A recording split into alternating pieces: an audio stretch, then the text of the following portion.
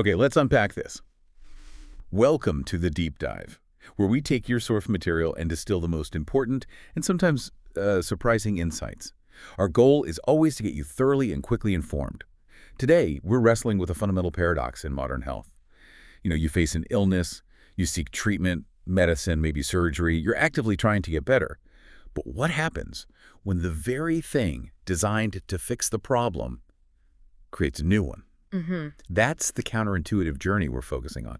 Imagine finally beating a really difficult disease, only to realize that the sheer intensity of the treatment has left key parts of your body just depleted. And that concept has a name. It's called iatrogenic disease, or ID for short. Right. And this isn't just about, a general side effect we might read on a label. The sources are very precise. Iatrogenic disease is a new ailment, a new complication that comes up directly because of the necessary medical intervention. So it could be the medication, an operation, even diagnostic tests. Exactly. It's this cycle where one disease is conquered, but the body is left vulnerable to something new taking root. So our mission today is really twofold. First, we want to analyze the specific ways this treatment burden works, like why does your body get weaker during healing? And second, we'll explore the science-based solution, which is all about using targeted nutrition support to actively protect your key organs while the medical treatment is doing its job. We're aiming for knowledge that's a shortcut to a strong, protected recovery. Yeah, this deep dive really provides that essential context, turning a pretty complex medical reality into clear, actionable understanding. Okay, so let's get into it. Where does this burden actually come from? When we reviewed the material, we found four primary stressors that contribute to these iatrogenic effects. First, and this one's pretty much unavoidable, are the direct and necessary side effects from the medicines themselves. Absolutely. The chemical compounds that you need to fight a serious illness, think chemotherapy, broad-spectrum antibiotics, powerful antivirals, they are potent by design. That's the whole point of them. Right. And because of that, they demand a monumental effort from the body just to process and neutralize everything. The second cause we found is related to all the testing and monitoring. Ah, yes. Excessive testing can sometimes involve, radiation from scans or frequent injections, and each of those adds a little bit of trauma and stress. It all adds up. And the third is the risk of infection after an operation. That's a huge one. A huge one. Your body's immune system is just in a constant resource-draining battle, especially in a hospital setting. And finally, there's a less frequent but really high-impact cause, misdiagnosis. Yeah. Taking the wrong medication places this completely unnecessary compounding burden on your body's systems. Right, because now your organs are forced to process compounds that are not only not helping, but could be actively harmful. Exactly. So if we pull back and connect all these dots, these causes and consequences, we get to the core insight. The treatment successfully fixes the disease, but it often leaves the body weakened. Yeah, and that's a powerful concept. The source material sums it up really starkly. The disease is better, but the physical system is exhausted. This is the so what moment, isn't it? It really is. This is the takeaway for you, the listener. Medical treatment is necessary, it's successful, but we have to acknowledge that the success often comes at a high physical cost. And that cost needs to be actively managed. We have to shift our focus from just curing the disease to actually sustaining the body through the cure. And this is where it gets really interesting, because that weakness isn't just an abstract idea. You can quantify it. It hits specific organs. Yes. If the chemicals are the burden, we can follow the trail and see which of the body's systems end up carrying that cost. And we really need to detail which organs are under siege during intensive treatment, because that tells you where the nutritional support needs to go. So let's start with the ultimate detoxifier, the liver. The workhorse. The workhorse. When we say it gets tired, what we really mean is its metabolic pathways are experiencing acute oxidative overload. Okay, can you break that down for us? What's happening inside the liver? Sure. So the liver uses these specific enzyme pathways. The most famous one is the cytochrome P450 system to break down and detoxify these really complex drug compounds. Okay. When you introduce a high volume of powerful medications, those pathways just get overworked. It leads to a massive production of what are called reactive oxygen species. Oxidative stress. That's it, oxidative stress. And that damages the liver cells themselves, which reduces the organ's ability to process the next round of medication or even just maintain its normal functions. So it's not just filtering, it's a chemical neutralization process, which is, like you said, exhausting work. And right alongside the liver, you have the kidneys. Exactly. The kidneys are crucial for filtering out waste products. And that's both the toxins from the illness itself and the leftovers from the drugs after the liver's done its job. So they get a double hit. They get a double hit. Intense treatment requires the kidneys to work at peak capacity constantly. If they get fatigued, you can run into issues with fluid balance, electrolytes, and that can really compound the recovery challenge. Then there's the gut. This is one where people often feel the damage most directly, especially with antibiotics. Oh, absolutely. And the gut needs a bit more explanation than just imbalance. Hmm? See, antibiotics, they're not discriminatory. They wipe out the bad bacteria, but they also wipe out all the beneficial microflora, Which we need. which we absolutely need for three critical things: absorbing nutrients for repair, producing certain vitamins, and this is a big word, training and maintaining about 70% of your immune system. 70%. Yeah. If that microflora is destroyed, the entire repair effort suffers system-wide. And the burden isn't just physical. It's mental, too. The brain is under enormous strain. That's category 4. I mean, even a successful treatment is stressful. You've got pain, lack of sleep, anxiety, fear. The hospital environment alone elevates your cortisol levels. That chronic stress can impair cognitive function, it can increase inflammation, and it actually slows down physical healing. So supporting the brain isn't secondary, it's integral to the whole repair mechanism. And finally, just our general immunity. Your immunity is constantly fighting. Whether it's opportunistic bugs floating around or infections you might pick up in the hospital, those are called nosocomial infections. The immune system is just taxed to its limit. So if we don't actively support these 5 areas, liver, kidneys, gut, brain, and general immunity, We're basically leaving the door wide open for the kind of exhaustion that allows iatrogenic disease to take hold. okay, so this detailed breakdown of the burden really brings us to the solution: targeted support.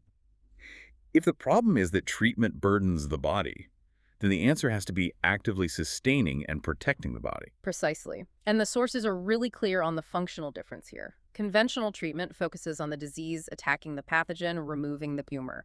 Nutrition support, on the other hand, works on the body, Shoring up its defenses. shoring up its defenses, supporting its infrastructure, optimizing its repair systems. Now, a skeptical listener might ask, if the body's already burdened, won't adding more supplements just give the liver and kidneys more work to do? That is a fundamental and critical question. How do we make sure nutrition is a help, not another burden? The distinction lies in the idea of targeted and bioavailable nutrition. We're not talking about just random general supplementation. We're providing nutrients, vitamins, minerals, specific compounds that are designed to directly support those stressed pathways, like in the liver, or to rebuild damaged systems, like the gut microflora. So it's about minimizing the cleanup work while maximizing the repair tools. You got it. It's like giving a construction crew the exact pre-cut materials they need instead of a pile of raw lumber. The goal is to enhance the body's natural resilience. It sounds like the strategy is providing both armor and repair tools at the same time. It is. The source materials really emphasize this. They say that while recovery comes from treatment, a truly strong recovery comes from nutrition. It's all about building durability. So nutritional support is the recovery partner. It's providing essential components, helping those stressed organs, and really accelerating the whole timeline. And we have to be crystal clear on this point because the sources are. Nutritional support is not a substitute for prescribed medication. Very important disclaimer. Very. It makes no claim to cure any disease. It functions purely as a protection partner, scientifically designed to manage the physical aftermath of a successful medical treatment. It's a defense strategy for the body. To make this really practical for you, the learner, this protective nutrition has to be applied systematically. It's not just about general wellness. It's targeted to counteract those specific burdens we identified. The sources break this down into 6 clear categories. A kind of defensive playbook. A defensive playbook, exactly. Okay, let's walk through them. Let's start with that hardworking detox duo, the liver and the kidneys. Right. So category 1 is liver support. This is all about protection and detoxification. It's crucial for anyone taking medicines frequently or undergoing multi-drug therapies. This support helps regenerate liver cells and provides the cofactors for those cytochrome P450 pathways to work efficiently. minimizing that oxidative stress we talked about. Precisely. Then category 2 is kidney wellness. We mentioned the importance of filtration and fluid balance. Mm. This category focuses heavily on hydration and managing things that stress the kidneys, like high blood pressure and sugar levels. The source specifies this is essential for listeners with chronic conditions like hypertension or diabetes. Because their kidneys are already under strain. Their kidneys are already under pre-existing strains, so the treatment burden is compounded. Active support there is mandatory to prevent complications. So you're managing the iatrogenic risk by managing the pre-existing risk. Mm. Makes sense. Okay, let's move to the digestive system, addressing that antibiotic damage. That's category 3, gut balance support, which centers on probiotics and prebiotics. This is absolutely essential after antibiotic use. And we're not just reintroducing random bacteria. We are specifically repopulating the microflora needed to synthesize certain vitamins and restore the gut barrier. And if the gut isn't working? The body can't absorb the nutrients it needs for repair anywhere else. It cripples the whole recovery process. So restoring the gut really enables the rest of the recovery. What about the body's frontline defense, our general immunity? That's category 4, immune strength. This is more broad foundational support vitamins and minerals that bolster the immune system. It's especially crucial during hospital stays or long recovery periods where your resources are depleted and you're facing higher exposure risks. You want an immune system that's responsive, but not overreacting. Exactly. Okay, and given the stress that we know treatment causes, we have to talk about brain wellness. Category 5 addresses this head-on. It's about providing targeted stress support, helping to modulate those cortisol and anxiety levels. The brain is the recovery control center. Right. By stabilizing mood and reducing stress, we can lower systemic inflammation, which lets the physical healing processes take over. And finally, what about that generalized exhaustion that so many people feel after being sick? That brings us to our last one, multi-nutrition support. This is the foundational repair toolkit. It's a high-quality boost of core vitamins and minerals. It ensures that even if your appetite is low or absorption is a little off because of gut issues, your body is still getting the essential building blocks for cellular repair and energy. It's what helps you overcome that general weakness. Yes. So connecting these 6 categories back to the listener who specifically needs to be thinking about this, the sources are really direct here. They connect the need to the patient profile. If you have chronic conditions, especially BP or diabetes, you need kidney and liver support. Mm-hmm. If you're going into surgery or recovering from it, you need immune and multi-nutrition support.